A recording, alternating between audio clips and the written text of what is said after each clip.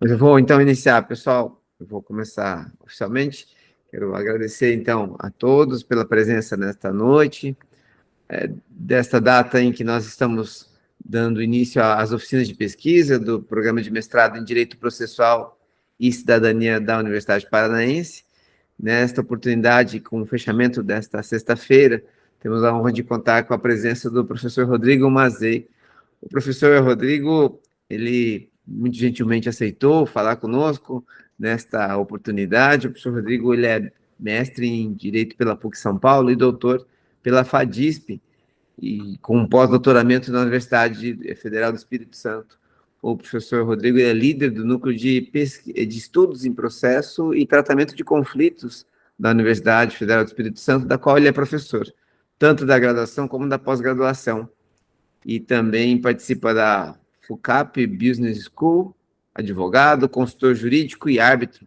Se olharem o currículo do professor, verão a vastíssima produção acadêmica que tem a contribuição para a área do direito.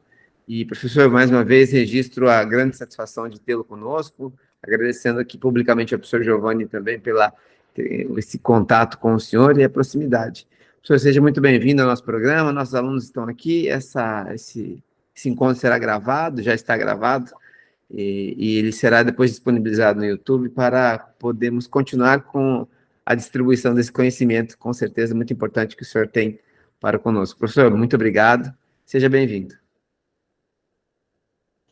Boa noite a todos, boa noite a todas. Eu estou muito feliz aqui de estar aqui com vocês, e veja que já de plano, né, como a gente tem uma relação muito grande, né, uma relação pelo menos de início grande, né, porque o mestrado, né, a pós-graduação aqui, lá, estrito sensu da Universidade Federal do Espírito Santo, ela é em direito processual, né? Então faz com que a gente tenha essa união, ou seja, nessas linhas de pesquisas.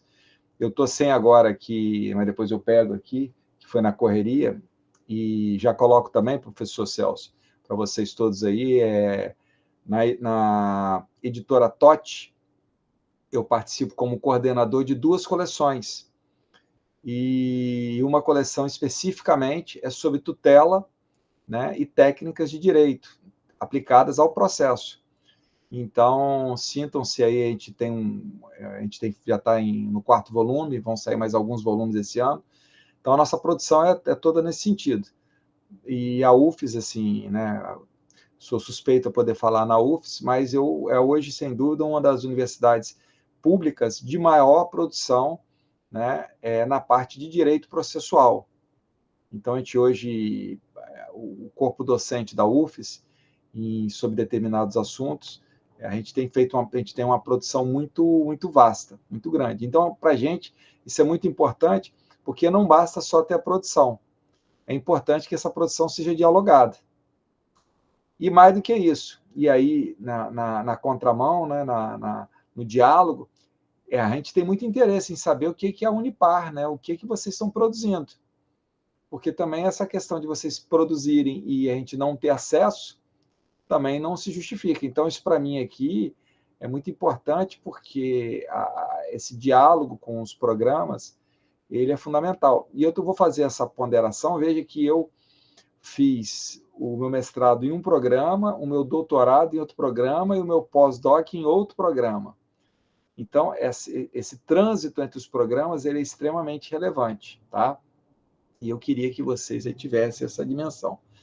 Bom, e aí, dentro desse convite muito legal, né, que foi feito aí pela Unipar, através do Celso, né, o Giovanni, que é o nosso coordenador do mestrado, ele me pediu, né, que eu viesse conversar com vocês.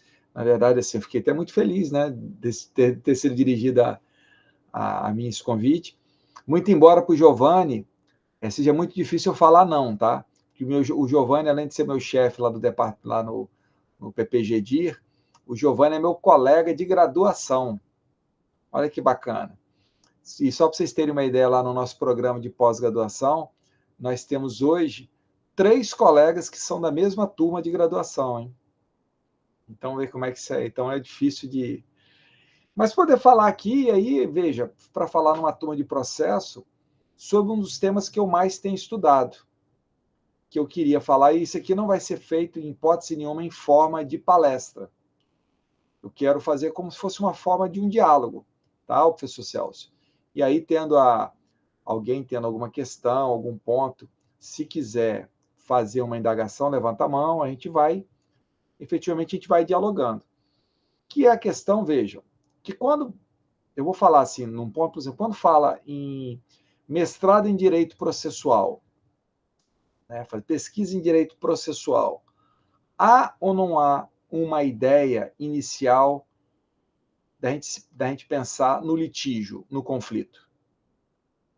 E uma ideia de resolução do conflito dentro do judiciário. Não dá uma ideia nesse sentido, assim?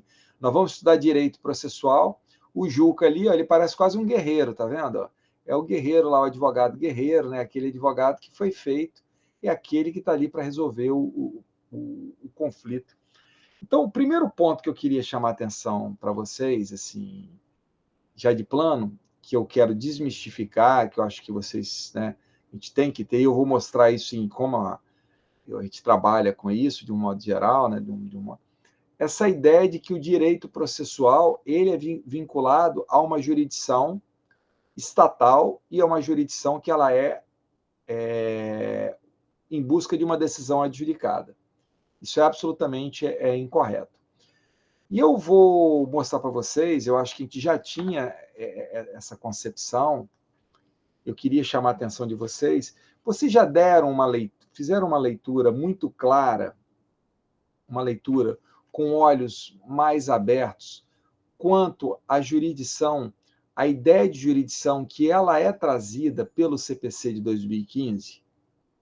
Se a gente pegar lá o artigo 3º, e aí o 3º do CPC, eu queria que vocês fizessem essa análise, e eu posso passar depois, professor Celso, um texto que eu escrevi já tem um tempo, na verdade eu estou até um pouco mais avançado na pesquisa, mas que poderia ajudar, dentro dessa pegada que eu vou falar aqui agora, que a gente acaba fazendo uma análise do artigo 3º. Olha como é que é interessante. Olha como é que começa o caput do artigo 3º do Código de Processo Civil. Não se excluirá da apreciação jurisdicional ameaça ou lesão a direito. Isso cria ou não cria? E veja, e durante muito tempo, esse dispositivo, que ele repete um comando constitucional, uma diretriz constitucional, ele foi visto como um dispositivo que garantiu o acesso à justiça. Será que isso é correto? É isso que ele está querendo dizer? Olha só, não se excluirá de apreciação jurisdicional ameaça ou lesão a direito. Aqui tem uma questão que é bem interessante. Aqui no artigo 3º, ele já fala em algum momento que essa lesão, né, essa ameaça, ela vai ser resolvida através de uma decisão adjudicada, ou seja, de uma decisão de um juiz, né, para a gente deixar isso. Só para a gente recordar o que é a ideia de uma decisão adjudicada. A decisão adjudicada, né, uma solução adjudicada, é quando você tem o quê? Um terceiro que ele vai proferir uma decisão para substituir o que é a vontade das partes. É o caso clássico da sentença. Né, da sentença, ou seja, a parte, o autor. E veja, tem algum juiz aqui, tem algum juiz que está fazendo aqui o curso aqui. Se tiver, não precisa ter vergonha não, tá? Juiz é gente também.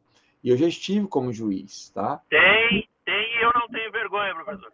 Ótimo, muito bem. Isso aí é excepcional. Se a pessoa... porque hoje, uma das pessoas que nós mais dependemos aí são juízes vocacionados. Tem eu também. Tá vendo? Os vocacionados vão aparecendo aí, ó.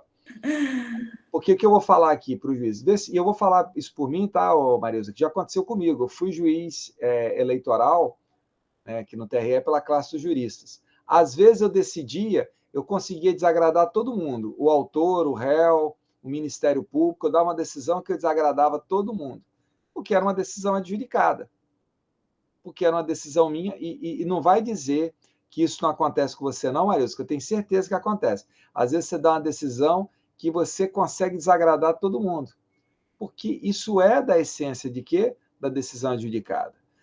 As partes, elas constroem menos, elas vão ajudando a construir, né, com processo colaborativo, cooperativo, elas vão ajudando a gente a construir a decisão, Mas, de toda forma, no fim, o Estado ele impõe uma decisão, efetivamente, né? Ele vai impor uma decisão contra os litigantes. Mas é interessante, olha que legal, aonde que está no artigo 3º falando que a decisão vai ser adjudicada? Não consta. Vocês já se deram conta disso? Ele fala o seguinte, ó, não se excluirá da apreciação, ou seja, em outras medidas, o Estado, o que ele vai fazer? O Estado juiz, ele vai, a partir de uma ameaça, né, ou de uma lesão ao direito, eu tenho direito ao que? A movimentar a jurisdição estatal. Ele tem que me dar uma resposta, mas aqui não diz como uma resposta adjudicada. E olha que interessante, quando ele vem no parágrafo 1º do artigo 3º, tá? Isso tudo que eu estou falando a gente pode tirar lá do artigo 3º. É permitida a arbitragem na forma da lei. O que ele está dizendo, em outras palavras? Olha, o Estado está aqui.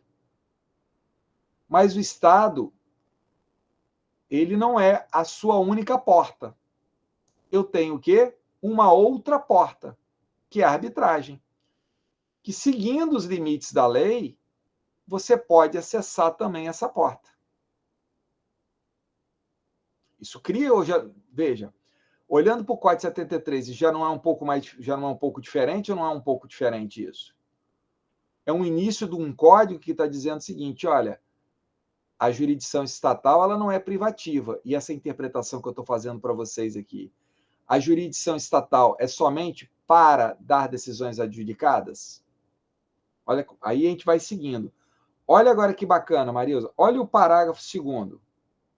O Estado promoverá, sempre que possível, a solução consensual dos conflitos. Opa!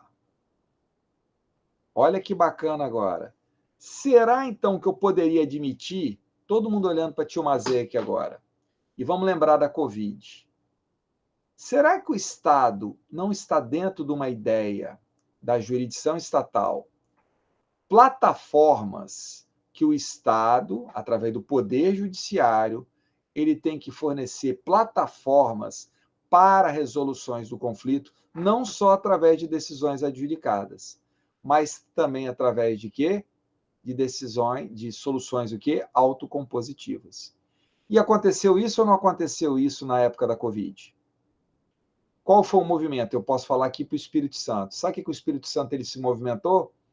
Ele criou câmaras de mediação para conflitos empresariais, em que, na verdade, o Estado ele não estava preocupado, a prestação que o Estado ia conceder não era de decisão, mas era o quê?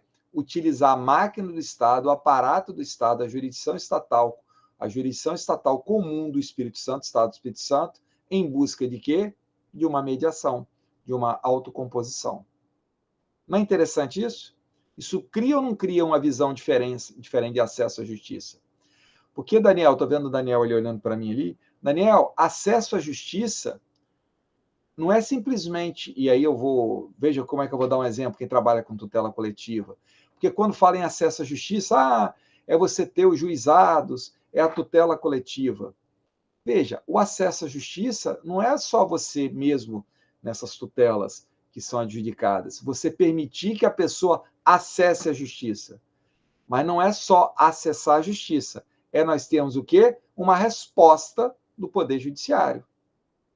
O que é um dos grandes problemas das ações coletivas? A ação coletiva ela é um vetor de acesso à justiça? É.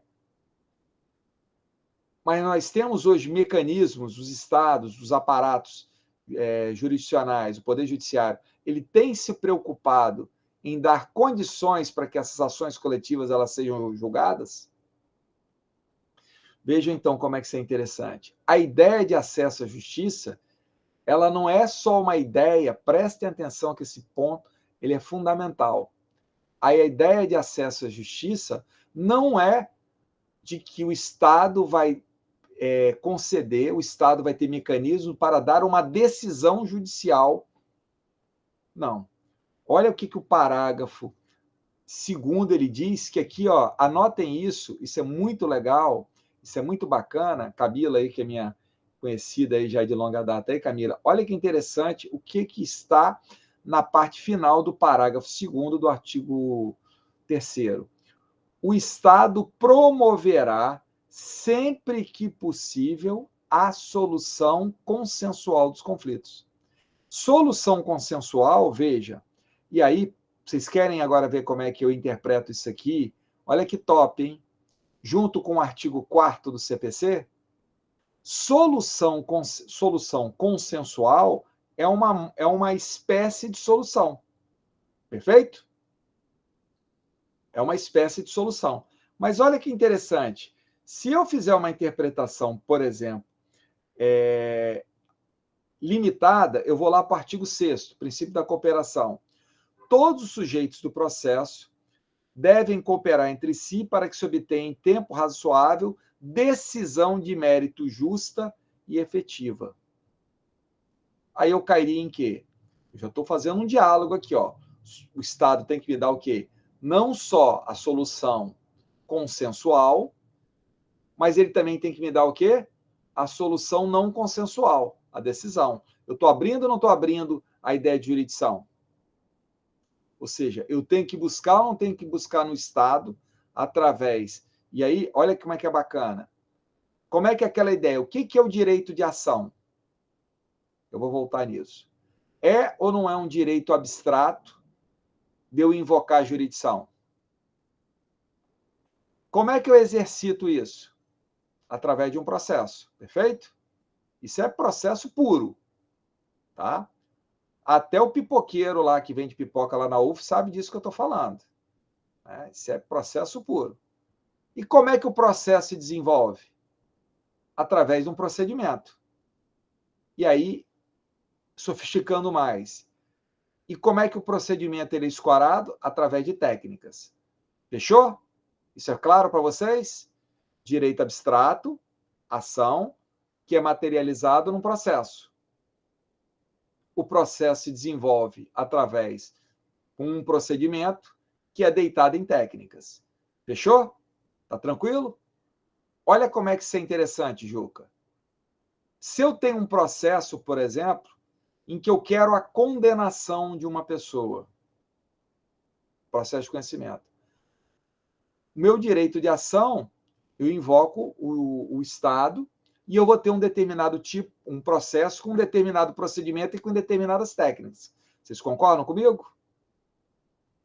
Mas veja, olha como é que essa ideia, e o próprio código já desmistifica isso, eu posso ou não posso provocar a jurisdição estatal? Olha que legal, Luiz Gustavo. Posso ou não posso provocar a jurisdição estatal? Artigo 381 do CPC.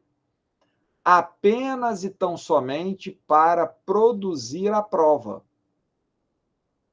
Eu não quero uma decisão do judiciário acerca do mérito da causa, mas eu preciso do judiciário para o quê?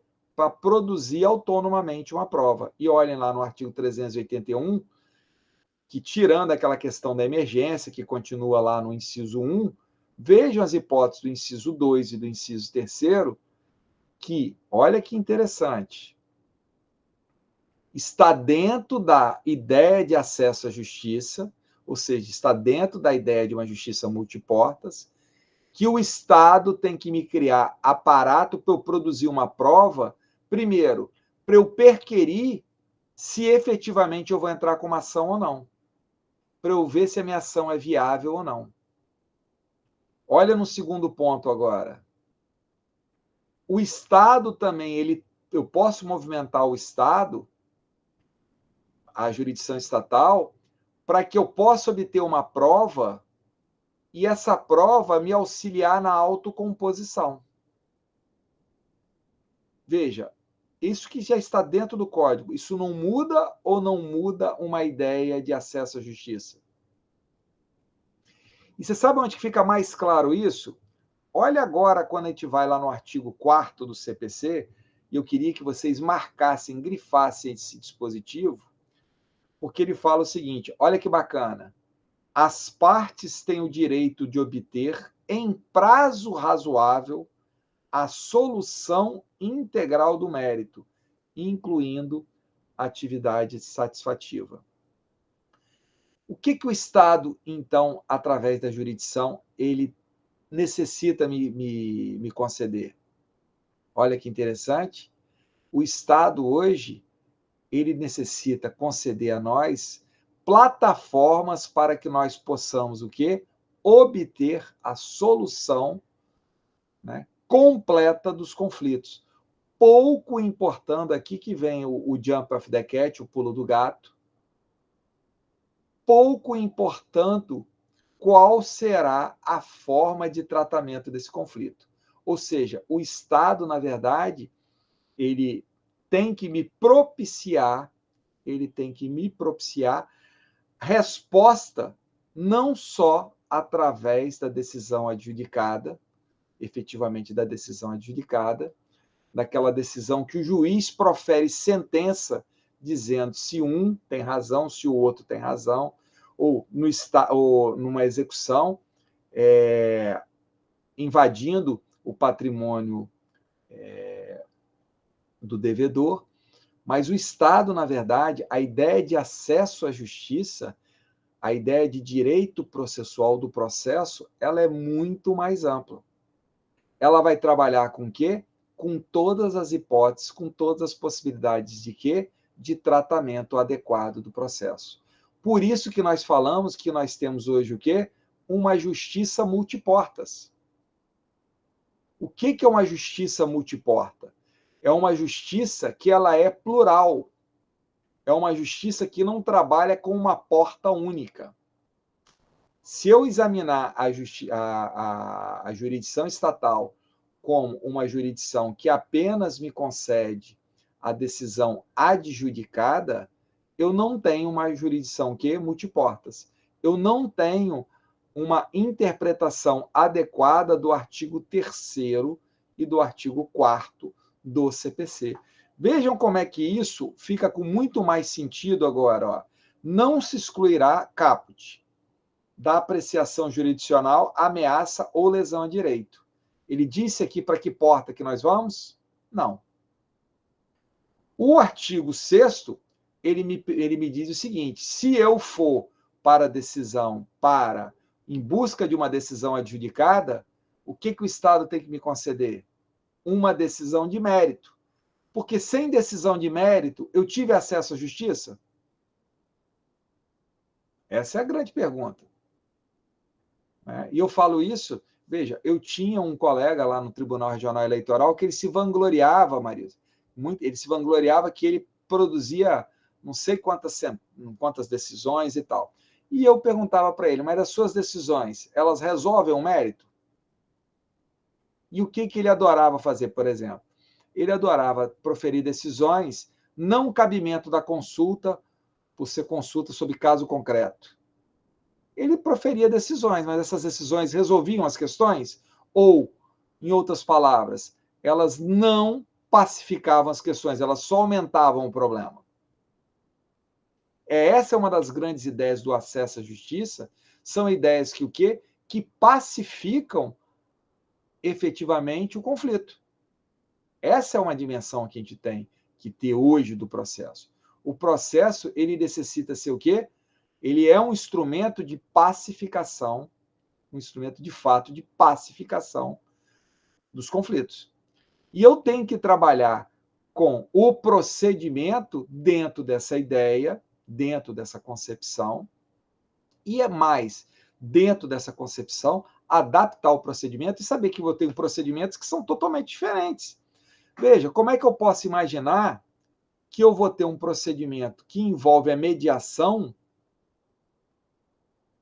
um procedimento que envolve a mediação, que ele é um procedimento semelhante à justiça, a um procedimento em que nós vamos ter uma decisão adjudicada. Vejam, são procedimentos que são totalmente distintos. Então, esse ponto, para mim, ele é muito importante. Eu queria, assim, eu não sei se vocês, na Unipar, vocês estão estudando o processo com essa pegada, mas a limitação de estudar o processo a um processo arcaico do Código 73, a um processo que só tem uma via, que é a decisão adjudicada, ela se torna o quê? Absolutamente antiga, velha, e nós não vamos dar resposta.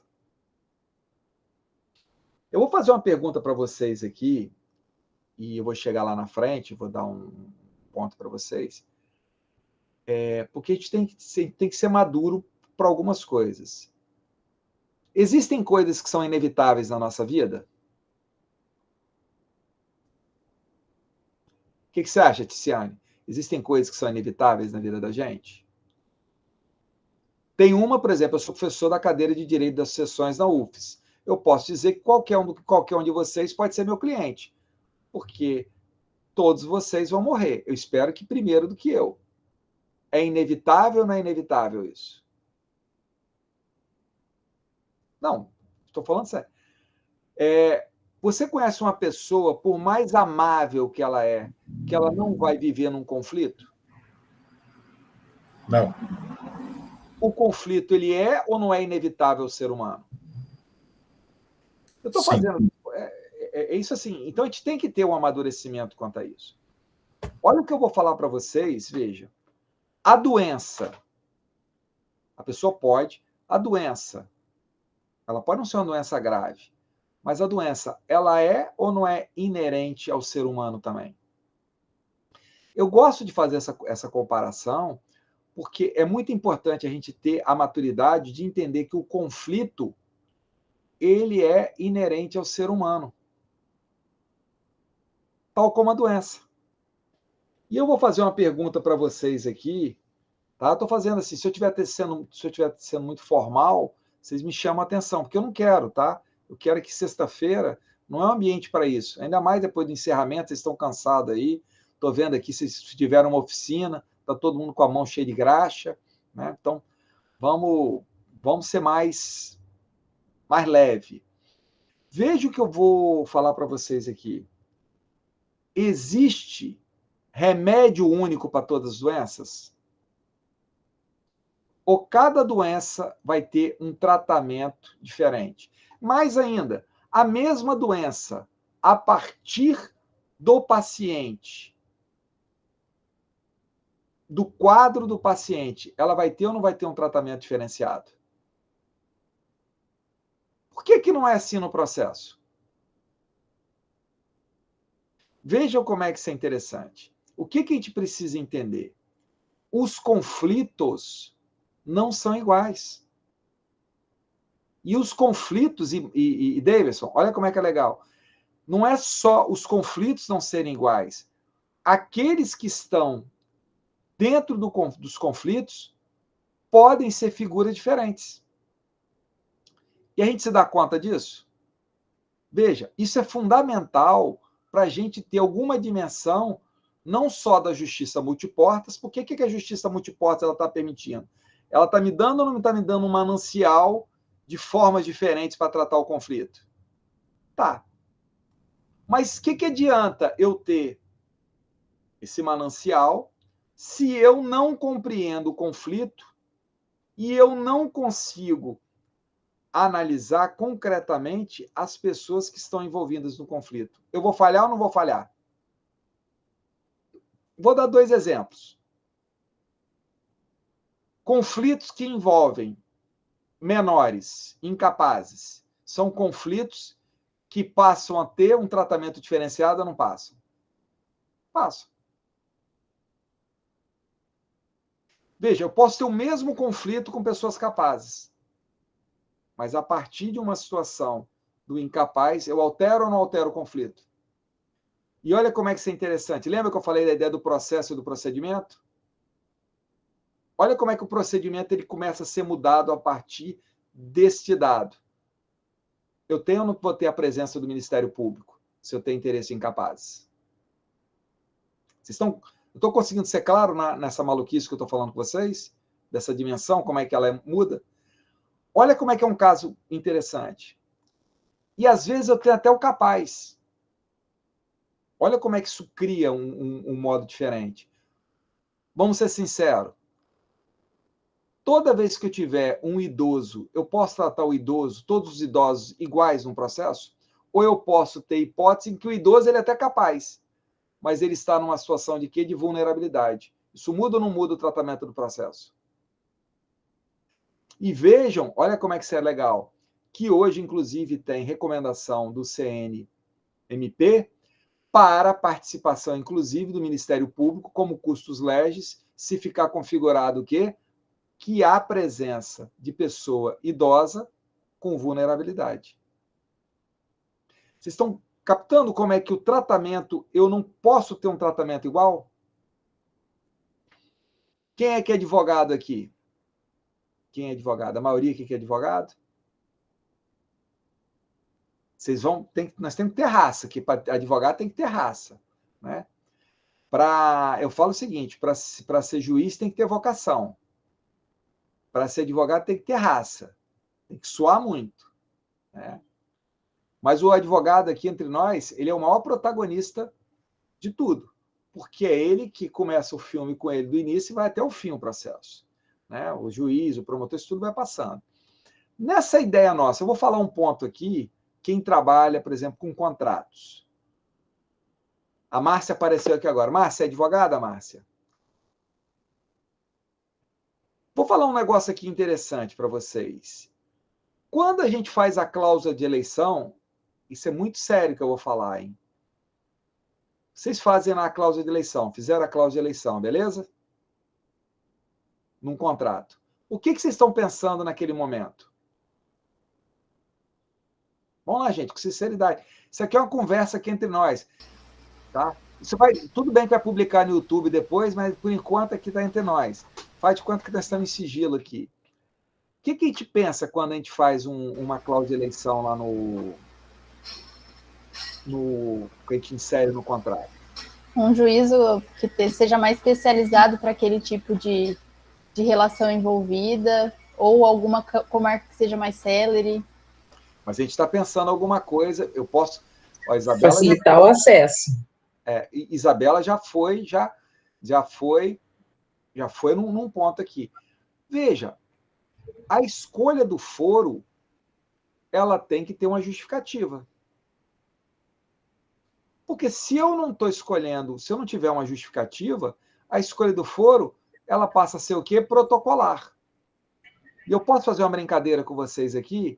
Quantas vezes vocês já viram uma cláusula de eleição motivada, cheia? Mas ela pode ou não pode ser motivada?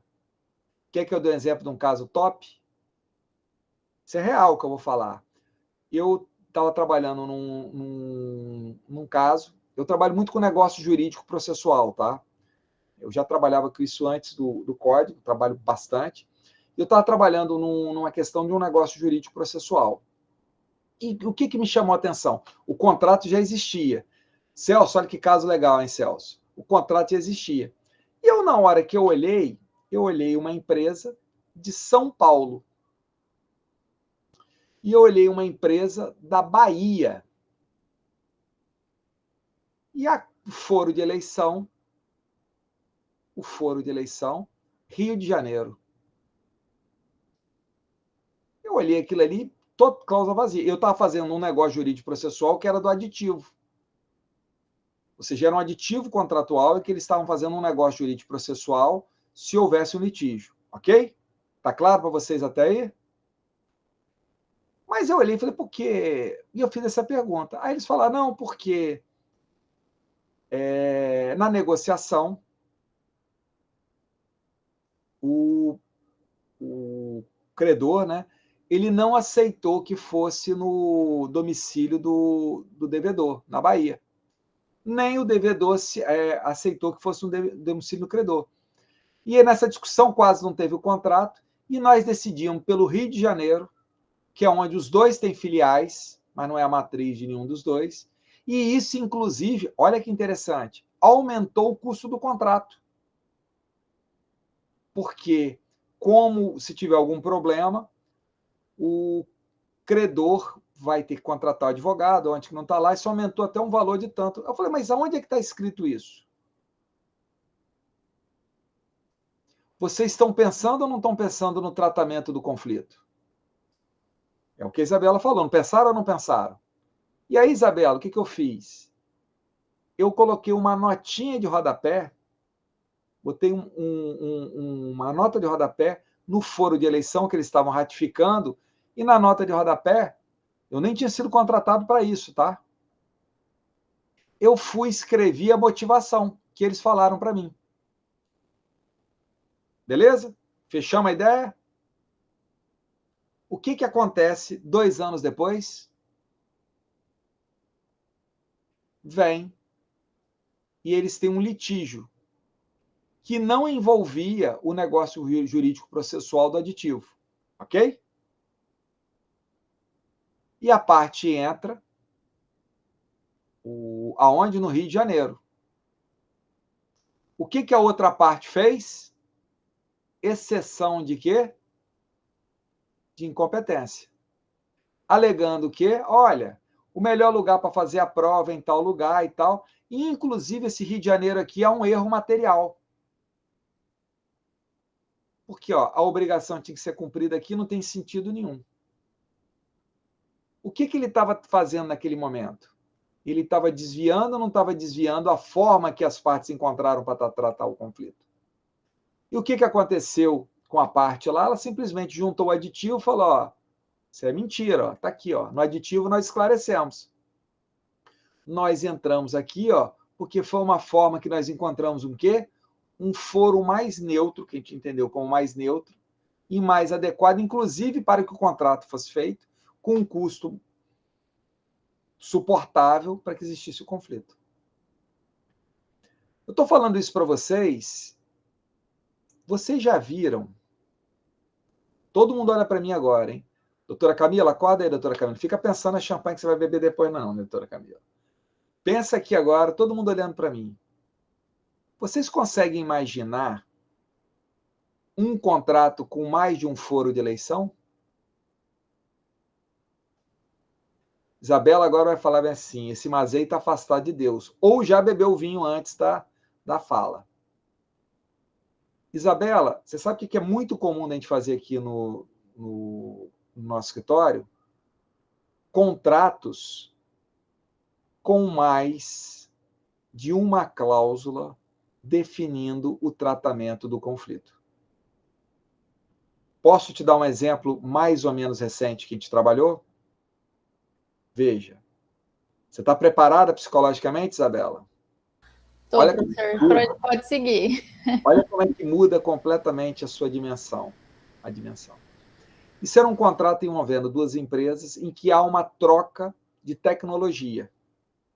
Essa troca de tecnologia tem um preço muito alto, que só foi aceito se fazer essa troca de tecnologia com uma garantia. Salve, meu grande amigo Medina! Tudo bem, Mazei? Seja bem-vindo. Boa noite, pessoal. Medina já está com a roupa da balada, já vai sair daqui de... Ele vai para um tratamento adequado que não é do conflito, é do lazer. Não está igual a gente, não. Nós estamos aqui no tratamento adequado do conflito.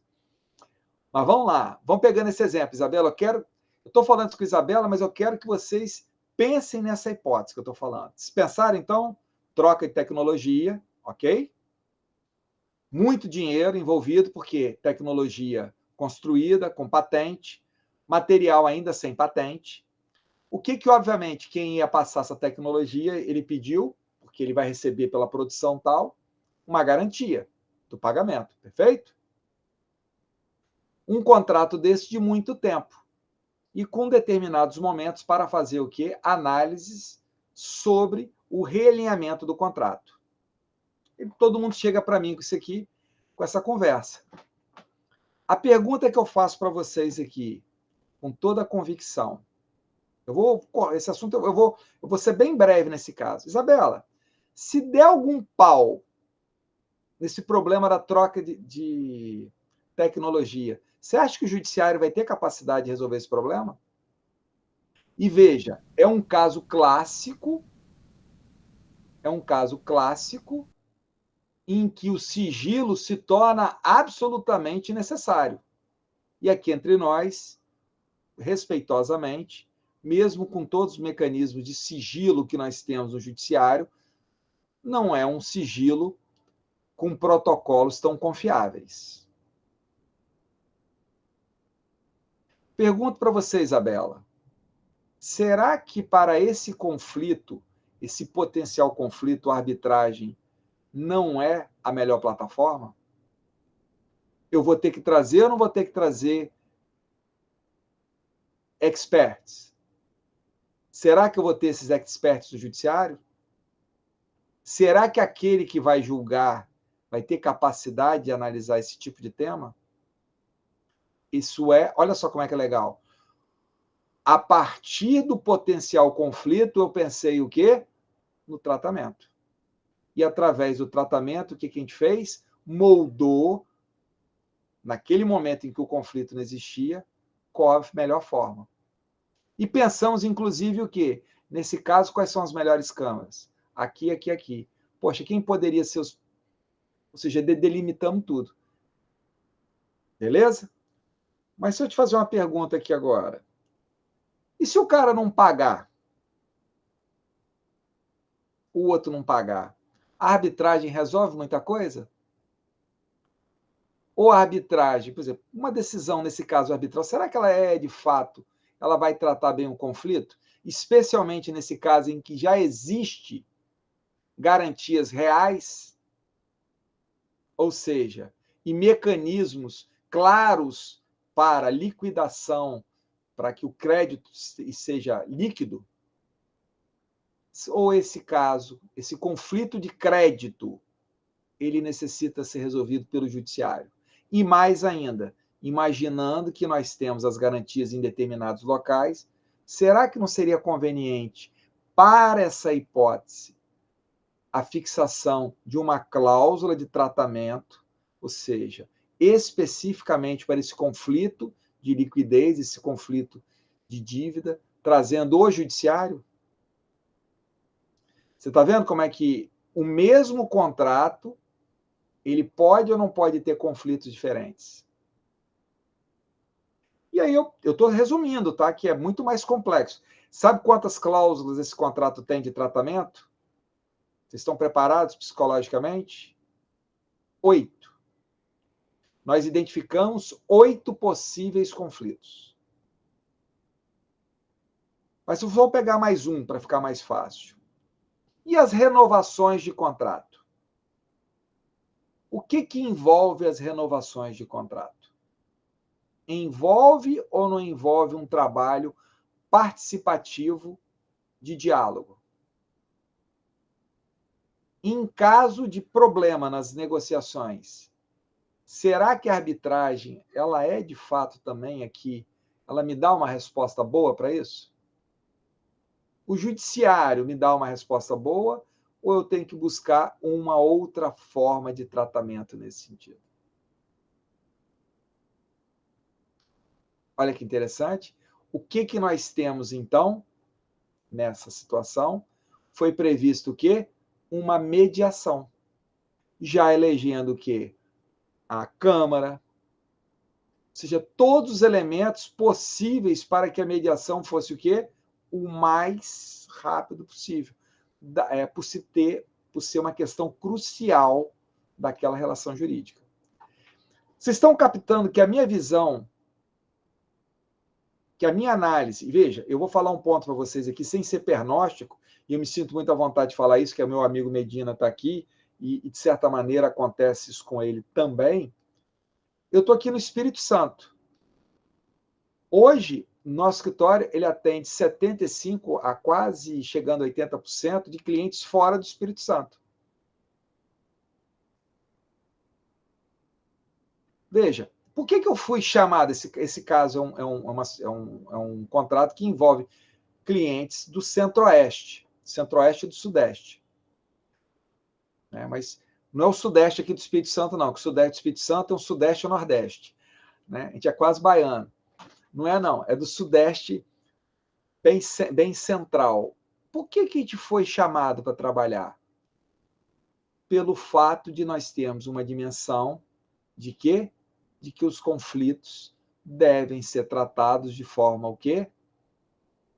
Adequada.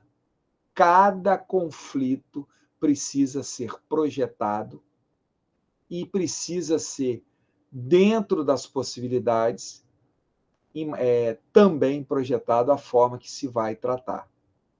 E veja como é que isso cria uma nova dimensão, inclusive, para o negócio jurídico processual. Porque, a partir dessas projeções, o meu negócio jurídico processual, que é a previsão do procedimento, quando o negócio jurídico ele é pré-processual, ele se torna ou não se torna muito mais completo, muito mais seguro? Vocês estão entendendo o que eu estou querendo dizer? Porque isso aqui é um assunto que eu não posso, não cabe de eu falar isso na graduação. Mas essa é uma dimensão que hoje nós temos que ter quanto à jurisdição efetivamente estatal. Por que eu sou contra? Por exemplo, eu costumo dizer isso, e aqui no Espírito Santo tem acontecido de maioria. E aqui eu falo para meus colegas magistrados. Vocês podem ter a certeza disso. O magistrado, quando ele perceber, ele tá participando de uma autocomposição. Quando ele perceber que a autocomposição ela saiu daquele plano raso, ele tem que suspender aquilo ali e remeter efetivamente para um mediador, porque o procedimento é outro.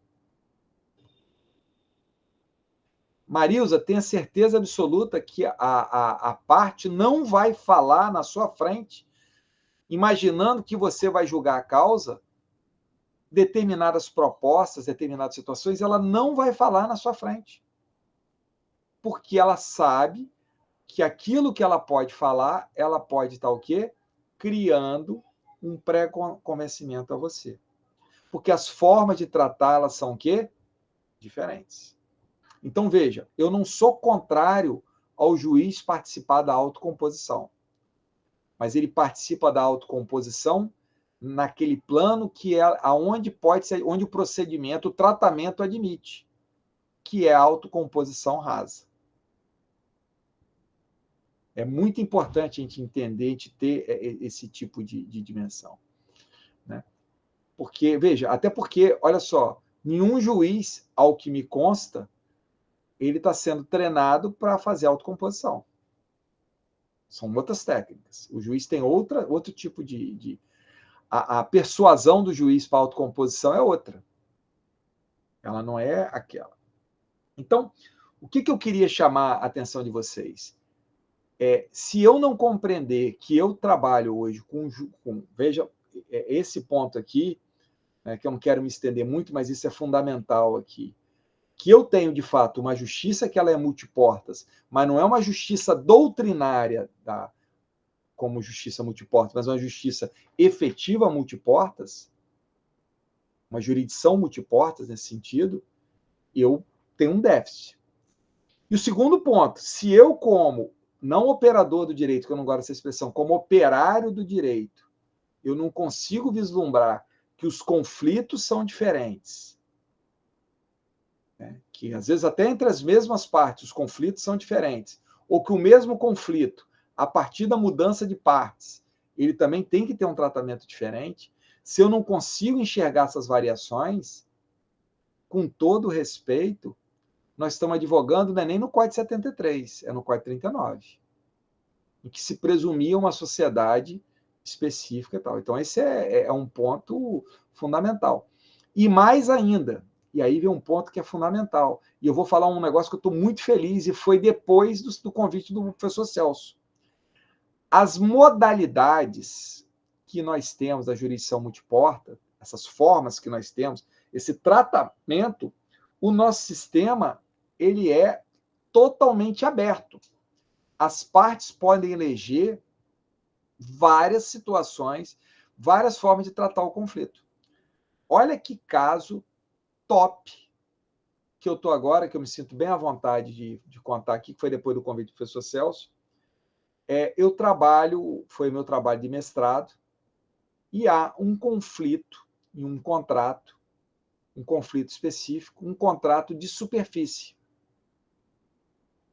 E o que as partes que estão nesse contrato, é um contrato de um valor considerável, mas mais do que o valor considerável, eles precisam de uma resposta rápida, porque a resposta, se for demorada, ela vai criar um prejuízo muito grande a todos envolvidos no contrato.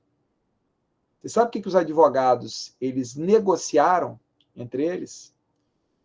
É uma questão de qualificação jurídica, de dúvida jurídica sobre determinados pontos, sobre determinado ponto do contrato. Eles chegaram à conclusão que, inclusive, a arbitragem poderia ficar, mas não dar uma resposta para eles. O judiciário, muito menos. Medina, olha que caso top que eu fui chamado agora. Eles elegeram 10 pessoas. Eles chegaram ao nome de 10 pessoas. Dessas 10 pessoas, fizeram uma eleição comum de 10 pessoas. Tiveram uma regra lá. E dessas 10 pessoas, eles fizeram o sorteio para ficarem 5, que eram pessoas que conhecem o tema direito de superfície. Você sabe qual foi a solução que eles encontraram? Ao final dessas 5 opiniões jurídicas, com respostas sejam por maioria ou unânime, a resposta final, ou seja, aquilo que foi colocado como resposta final, e nomearam para isso, inclusive, um relator, em 5 pareceres, que eles vão colher com um relator, a posição jurídica vencedora é a que será adotada no contrato. Isso é ou não é uma forma de tratar o conflito de uma forma totalmente atípica? Mas é ou não é um nível de maturidade altíssimo, no sentido de que esse conflito, se não for debelado de uma forma muito rápida, todos iremos embora. Vocês estão captando como é que... E isso, eu estou falando para vocês, isso não é exemplo de manual. Isso é exemplo, e por isso, o professor Celso, que eu me sinto muito à vontade, que veio depois da nossa conversa. O professor Celso me fez o convite, no dia seguinte, eu fui chamado, e para vocês terem uma ideia, numa rapidez tão grande, que isso tem uma calendarização, eu já fui contratado, não sei quem são os demais contratados, não posso, senão eles não são comunicados quem são, ou seja, eu sei que eu sou um dos contratados, e eu tenho que entregar esse trabalho até quarta-feira da semana que vem, sobre as quesitações que me foram colocadas. Isso é ou não é uma forma diferente de tratar o processo? Então, o que eu vou voltar aqui, eu só quero dar mais um exemplo, e aí eu vou pegar um gancho, tá? Falei até com Medina, nessa coleção aqui, ó, depois eu pego o meu lá, não sei se vocês estão acompanhando essa coleção aqui, ó, que é uma coleção que eu gosto muito de processo, que é uma coleção que tem a participação do Dinamarca, esse aqui é o livro do Cássio, tem o Daniel Neves, é uma coleção bem legal, lá pela Saraiva. Eu tive a honra de escrever esse aqui, ó, tá aqui, ó, deixa eu pegar aqui logo. O que entregou agora. Recebi o meu primeiro exemplar hoje, coincidentemente, só recebi um, tá? Que é o volume 12, que eu falo sobre inventário. Então, aqui, ó, não sei se estão conseguindo ver, são 1000 páginas que eu escrevi só sobre inventário, o volume do 610 ao 673. Veja, vocês conseguem imaginar, com essa visão que eu tenho aqui, com essa análise que eu tenho, vocês acham que eu olho o inventário com aquela mesma dimensão de jurisdição que a gente se habituou? Posso dar só um exemplo para vocês? E o que eu vou falar para vocês está no meu comentário ao artigo 612. Quem é que trabalha com inventário aqui? Alguém? Não ficar com vergonha, não, gente. As pessoas ficam com vergonha quando você... É muito engraçado. Quem é que trabalha com justiça do trabalho? Aí o cara fica bem assim, coloca o dedinho desse tamanho, fica com vergonha. Não precisa ter vergonha, não. Vamos lá. Quem trabalha com... Ninguém trabalha com inventário, não? Mas eu vou falar um ponto que as pessoas conhecem. Camila levantou a mão aqui. Camila, eu sei que ela trabalha. Deixa eu falar um ponto para vocês aqui. Não está lá no artigo 612, quando fala, não, quando tiver uma questão no inventário em que ela demanda prova que não seja prova documentada, que demanda uma outra prova, uma prova oral ou uma prova pericial não permitida no inventário. O que o juiz ele faz? O que o juiz ele deve fazer? Ele remete o quê? Para as vias ordinárias. Não é isso que está lá no artigo 612? Ele não pode decidir por conta da prova e ele remete para as vias ordinárias. Todo mundo já ouviu falar nisso, já ouviu? É um assunto muito... Mesmo quem não trabalha com inventário, já ouviu falar nisso? Meus caros, deixa eu fazer uma pergunta para vocês, não vão me envergonhar. Pode falar o seguinte, diga que ele é doido, mas não diga que ele é incoerente. A jurisdição, observando o artigo 3º, essa ideia de justiça multiportas, não muda essa ideia do artigo 612, não? Vou dar um exemplo. Simples. Tem uma dúvida, vou dar um exemplo simples. Existe uma questão lá específica, todos os herdeiros, todo mundo olhando para mim aqui, hein, são capazes. Ok? Todos os herdeiros capazes. Todos os interessados capazes. Uma questão aqui que está dando pau no inventário, que vai ter que fazer uma perícia, vai ter que fazer levantamento, vai ter que fazer, inclusive, oitiva de testemunha. Uma questão que envolve as cotas societárias. Envolvendo os herdeiros, tem que avaliar para dentro do inventário. Só tem capaz. Uma questão que tem que fazer o levantamento, inclusive, não só do valor das cotas, como a atualização, né, aportes que foram feitos por herdeiros, porque os herdeiros são sócios, inclusive, né, o pai que faleceu. Estou falando uma coisa que é muito difícil de acontecer? Não, né? Não dá para resolver isso no inventário. O que o juiz faria numa situação normal? O juiz ali, ele vai colocar isso para as vias ordinárias, não vai? Posso fazer uma pergunta para vocês? A arbitragem dentro da justiça multiportas, ela é ou não é uma plataforma prevista em lei? Não seria o caso, então, do juiz, antes de remeter isso para as vias ordinárias, observando o dever de prevenção, consultar as partes acerca da possibilidade e das opções de envio? Posso dar um outro exemplo? Simples. Fácil. Posso pegar um outro exemplo simples e fácil? Aparece um sujeito e fala assim, eu sou filho biológico do Decujus. Eu sou o Decujinhos. Você já viu essa história do Decujinhos?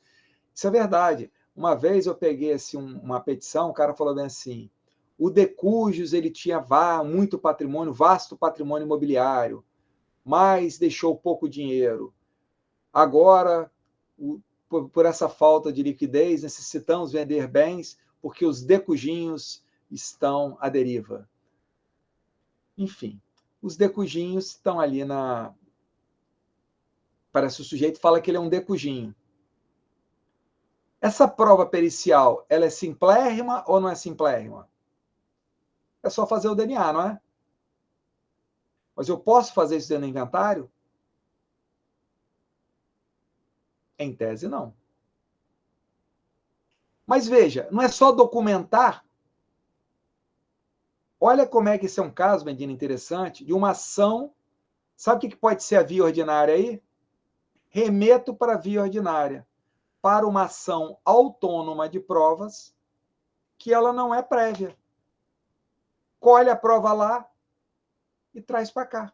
Há algum problema para fazer isso? Porque se for... Olha como é que é interessante.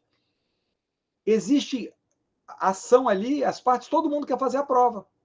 O problema não é que existe uma investigação de paternidade. É só fazer a prova pericial. Aí a pergunta que eu faço, será que eu não posso imaginar, então, o envio para as vias ordinárias a partir não só de uma ação para ter uma decisão adjudicada, mas para uma ação probatória autônoma, que é a expressão que eu prefiro? Vamos para um outro ponto aqui? Vocês estão preparados psicologicamente? Marilza, você agora é juíza do... Você é juiz do inventário. O pau está quebrando, por que acontece? E aí é um dos textos que eu mais gosto que eu escrevi, está nesse livrinho aqui, ó. Não estou fazendo propaganda dele lá, não, eu posso mandar o texto para vocês, tá? Porque ele está esgotado. Que é o capítulo, um texto que eu escrevi em homenagem ao professor Dinamarco, que é o capítulo inicial desse texto aqui, que é sobre jurisdição, é sobre policentrismo e multipolaridade. O que é muito comum você ter no inventário? Discussões variadas, discussões policêntricas, em que uma discussão não interfere na outra. Perfeito? Só que, às vezes, uma discussão ela está embolando o inventário todo. E é uma discussão que a Marilza ali, o que ela já notou? Que tem a possibilidade de uma autocomposição. Mas a Marilza não quer parar o inventário porque quer tocar as outras partes. Marilza, deixa eu te fazer uma pergunta. Dentro da jurisdição multiportas e dentro da própria lei de mediação, qual o obstáculo que tem para você remeter essa questão não para o litígio, mas consultando as partes? Veja, vamos excluir essa matéria, vamos mandar para o quê? Para especificamente esse ponto controvertido, essa situação. Vocês querem ver como é que pode acontecer isso? A gente tem uma controvérsia, às vezes, que ela é exclusiva sobre a colação. Se aqueles bens fazem ou não fazem parte da colação, qual o valor da colação. Isso pode não ter nenhuma outra... por conta desse litígio, que envolve só os herdeiros necessários, eu paro o quê? O cumprimento do testamento, entrega de legado, avaliação de outros bens. Olha o que a Marilza, quando ela olhou aquilo ali, falou, pô, o conflito aqui, ó, ele é, dentro desse policentrismo, ele é específico aqui. E aqui são irmãos. Pô, estou sentindo que isso aqui tem essa possibilidade. E lembra que eu falei, Marilza? Que é muito provável que as partes não vão fazer na sua frente? Querer abrir o quê? Ter uma autocomposição aguda. Porque eles têm medo que eles vão falar de isso o quê? Criar um ambiente que pode ser contrário deles depois. Olha que interessante. Dentro dessa ideia de jurisdição multiportas, a remessa para as via ordinária, nesse ponto específico, pode ser para autocomposição, para mediação. Então, isso é um exercício, gente, que eu faço, não é um exercício de boca para fora. Eu estou participando agora de uma arbitragem. Semana passada eu fiz uma audiência que ela é especificamente sobre um ponto controvertido que foi remetido pelo juiz, que envolve o quê? Participação societária. Todos os interessados são capazes, e a matéria, ela é uma matéria específica sobre participação societária. Davidson, olha que legal. O que ele fez na hora de aplicar o 612? Ouviu todo mundo, isso aqui que o próprio juiz falou na audiência, os advogados falaram, olha, eu posso remeter. Olha o que o juiz fez, ele convocou as partes, como se fosse numa audiência de saneamento, ele adaptou, ele falou, eu posso remeter isso aqui para a justiça comum. Ele falou assim, considerando que isso aqui eu vou remeter para a justiça comum, há uma possibilidade muito grande dessa discussão de vocês se eternizar. E pelo que eu vi aqui, ela é uma discussão que vai terminar numa perícia longa, em que vocês vão precisar de peritos especializados.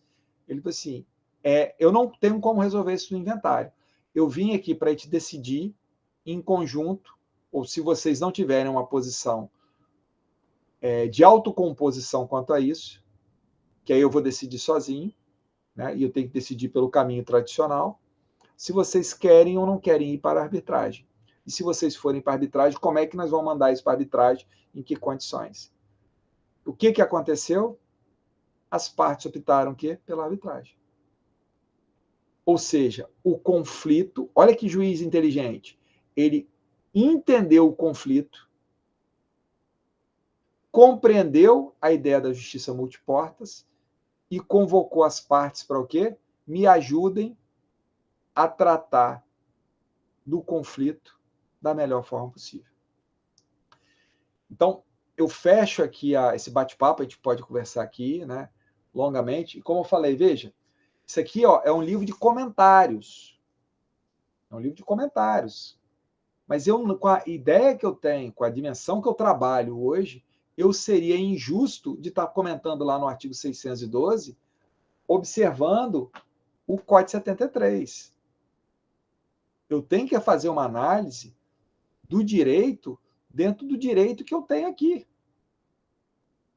Veja, é muito bonito, as pessoas ficam falando sobre inteligência artificial e ela não se dá nem conta de que ela, como profissional, ela está diante de quê? De um ambiente conflituoso, que o conflito é natural do homem, nós vamos trabalhar com conflito. Eu digo o seguinte, o advogado que tem medo de conflito, o juiz que tem medo de conflito, é igual o dermatologista que tem nojo de pereba. Mesmo advogado que vai trabalhar no consultivo, ele precisa ou não precisa compreender o conflito? Lógico, para compreender como ele vai tratar o conflito. Aí a visão entre ação, processo, procedimento e técnica, ela muda o quê? De forma absoluta. Então, é isso que eu queria colocar para vocês. Essa, assim, um resumo muito... seguindo o professor Rodolvinho, né, Medina?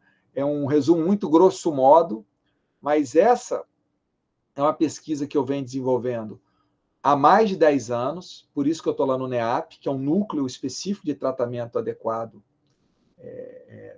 dos conflitos. Eu aplico isso na minha vida profissional, não é só na pesquisa, na minha vida profissional, e eu posso falar para vocês, sem ser aqui hipernóstico, sem ser arrogante, que isso tem me gerado frutos profissionais. Então, vocês aqui, e aí eu fecho com isso aqui, quando a gente trabalha no mestrado, no doutorado, é muito importante, é extremamente importante, gente, que a gente faça pesquisa, o trabalho acadêmico, ele tem toda a sua forma peculiar, mas para nós, aí eu vou falar nós da UFES e para vocês da Unipar, com pesquisas que são voltadas ao processo, é extremamente importante que nós pensamos como nós podemos ser útil. As nossas pesquisas, elas levam a uma ideia de pragmatismo, de trabalhos que elas tenham efetivamente trabalhos pragmatistas. E digo mais, o Celso está acompanhando aí, é um movimento que isso vai beneficiar em muito o mestrado de vocês da Unipar, e vai beneficiar muito a UFES, porque é isso que a CAPES, a própria CAPES, o que ela mais quer hoje, seja que as pesquisas, mesmo no direito, elas possam ser colocadas a teste. Elas possam ser colocadas à aplicação. Então, trabalhos de campo, enfim. Então, eu acho que a gente vai ter espero aí que a gente tenha um bom trabalho conjunto entre a Unipar com a UFES, e que a gente possa produzir aí, vocês aí, nós aqui, e de forma junta, trabalhos com essa visão, com a visão de um novo processo que gera uma visão diferente, ação, processo, procedimento e técnica, e que tenha um efeito, né, trabalhos acadêmicos que tenham resultados pragmáticos para que a gente possa ter o quê? De fato, um melhor tratamento aos conflitos. Porque é a isso que nós nos dedicamos. Era isso, professor Celso.